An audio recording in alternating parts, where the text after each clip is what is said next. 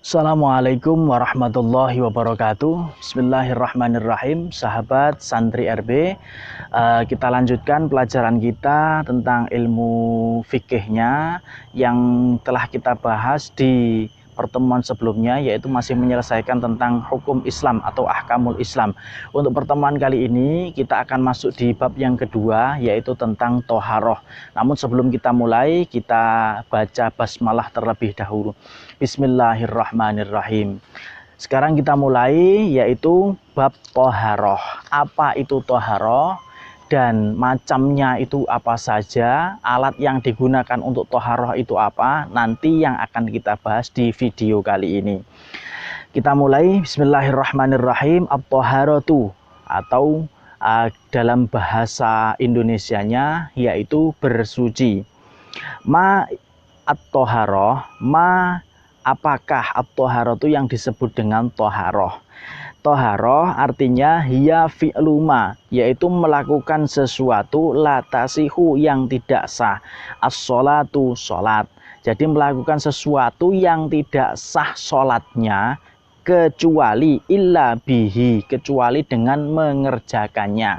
Jadi toharoh itu merupakan syarat dari kita sahnya sholat. Syarat sahnya sholat itu harus suci dari hadas dan najis. Makanya harus bersuci, atau bahasa Arabnya yaitu dengan toharoh. Kemudian ma wasailut toharoh, kemudian kaizalatin najasati, yang termasuk dalam bagian toharoh yaitu izalatin najasah, menghilangkan najis, istinja wal istinjai dan istinja, wal wudu berwudu, wal ghusli mandi, kemudian wat tayamumi dan tayamum. Termasuk dalam bagian toharoh yaitu menghilangkan najis, menghilangkan hadas dengan berwudu dan mandi, menghilangkan hadas dengan tayamum, itu termasuk bagian dari toharoh. Kemudian ma wasailut toharoh, apa perantara ataupun bahan alat yang bisa digunakan untuk bersuci? Jawabnya yang pertama al-ma'u, air. Nah, seperti yang sudah sewajarnya kita lakukan setiap hari, bahwasanya ketika kita berwudu, ketika kita mandi pasti membutuhkan air. Kemudian wat turab. Nah, turab ini digunakan untuk tayamum, atau turab ini bahasa Indonesianya debu, yaitu digunakan untuk tayamum. Wal hajaru, batu. Batu ini kita gunakan untuk istinja apabila kita dalam kondisi suatu tempat yang tidak ada air, maka kita bisa bersuci dengan menggunakan batu yang disebut dengan istilahnya istinja. Kemudian wadabhu, dan disamak.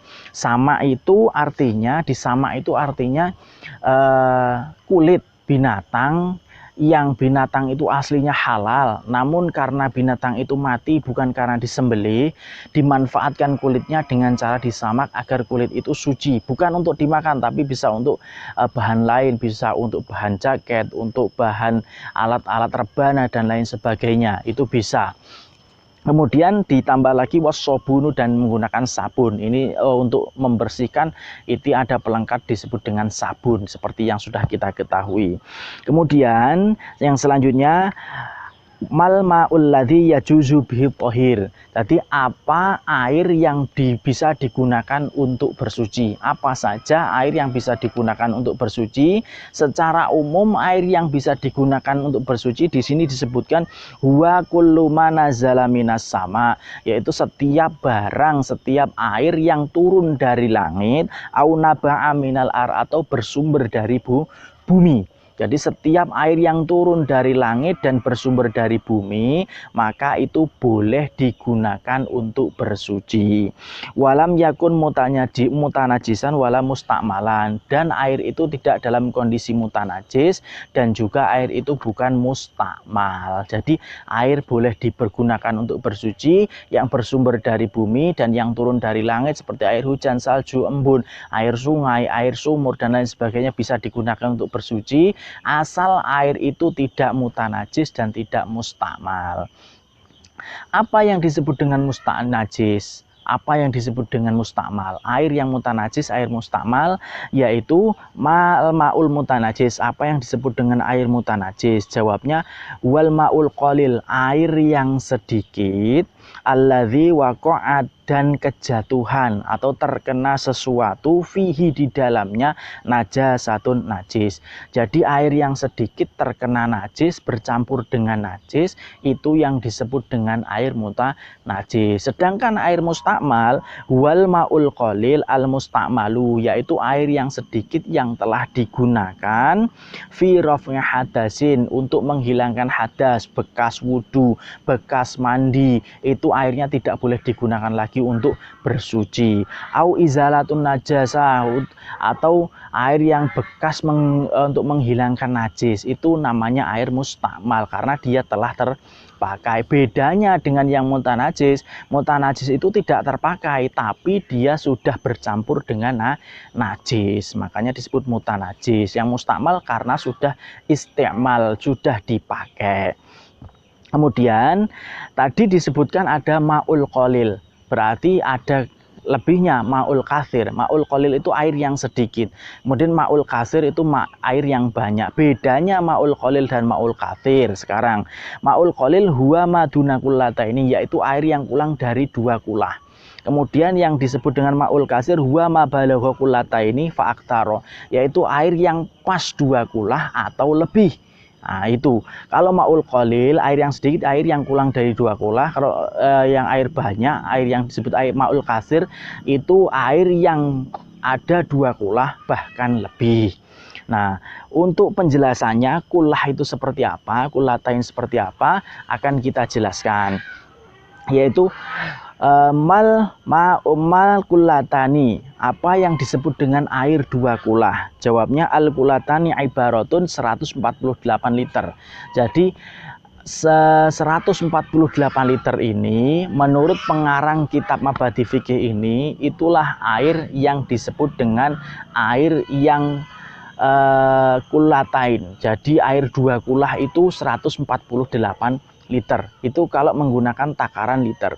Kalau menggunakan takaran tempat, takriban au miqdarun ma tasa'uhu birkatu ma'in murabba'atin. Jadi menggunakan tempat yang berbentuk persegi, itu tuluha, panjangnya dhira'un wa rubu'u dhira'in. Jadi 1/4 dhira'. 1/4 dhira'. Nah, ini ada satuan lagi. Tadi ada satuan 2 kulah, kemudian ada dhira'. Karena memang belajar fikih kita, karena fikih ini berasal dari ulama-ulama yang di luar Indonesia, dia menggunakan istilah-istilah banyak sekali. Ada dhira', ada kullah, ada so, ada mud, ada kirot dan lain sebagainya. Nah, nanti di sini akan saya beri penjelasan tentang kullah dan dhira' itu. Wa arduha wa umkuha kadzalik. Jadi panjangnya, lebarnya, dalamnya juga harus 1/4 dhira' itu agar cukup 2 kulah. Nah, sekarang saya berikan tambahan penjelasan. Ini sudah saya ringkas dari beberapa kitab yang pernah saya baca, pernah saya pelajari. 2 kulah menurut Imam An-Nawawi itu 174,850 liter. Jadi 174,58 liter. Atau kalau dibuat tempat atau birkatu ma'in, itu panjang rusuknya 55,9. Kita bulatkan aja 56 cm. Jadi kita buat tempat bak mandi, panjangnya 56, tingginya 56, lebarnya 56, itu baru cukup 2 kulah. Kemudian menurut Ar-Rafi'i itu 176 liter, 176,245 liter. Itu menurut Imam Rafi'i. Kemudian dhira' sendiri, panjang tadi, satuan panjang dhira' itu menurut ulama Irak, ahli Irak itu mengatakan 62,4 cm. Kemudian menurut Al-Ma'mun itu 41,67 cm. Menurut An-Nawawi itu 44,720. Ini satu dhira'nya. Kalau 1/4 dhira' berarti tadi 55,9 cm. Itu untuk ukuran dhira'nya agar pas 2 kulah. Kemudian menurut Ar-Rafi'i, 1 dhira' itu 44,870 cm.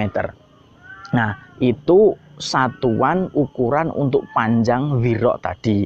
Makanya ketika kita bersuci menggunakan air, beda antara penggunaan air yang sedikit dan juga air yang banyak.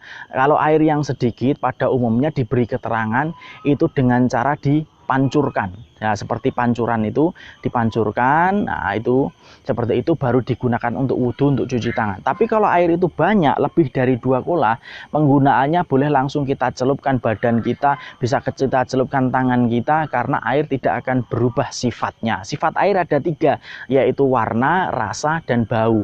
Jika itu tidak berubah, maka air itu suci, asal air itu juga jumlahnya banyak, lebih dari 2 kula. Makanya lebih baik untuk mengantisipasi agar air itu ketika kita mandi, cipratannya yang masuk lagi, percikan yang masuk lagi itu tidak merubah sifat airnya ataupun tidak merubah secara hukumnya, maka lebih baik kita menggunakan takaran atau tempat yang lebarnya lebih dari ukuran tadi. Kalau Imam Nawawi 56, jadi kita ambil yang 60, itu sudah lebih, atau bahkan lebih besar, lebih banyak. Seperti pondok-pondok pesantren biasanya menggunakan kulah atau bak mandi, itu menggunakan kulah yang sangat besar agar kita celup, kita wudhu, ada percikan yang kembali, itu tidak masalah, tidak akan merubah sifat hukum dari air tersebut, dan tetap suci dan tetap bisa kita gunakan untuk bersuci. Jadi itu keterangan kita tentang pelajaran mengenai toharoh di bab ini, mudah-mudahan bisa difahami, dan mudah-mudahan untuk kedepannya nanti di bab selanjutnya kita akan bahas mengenai najis. Di bab fikih setelah ini kita bahas najis. Mudah-mudahan bermanfaat. Wallahu a'lam. Assalamualaikum warahmatullahi wabarakatuh.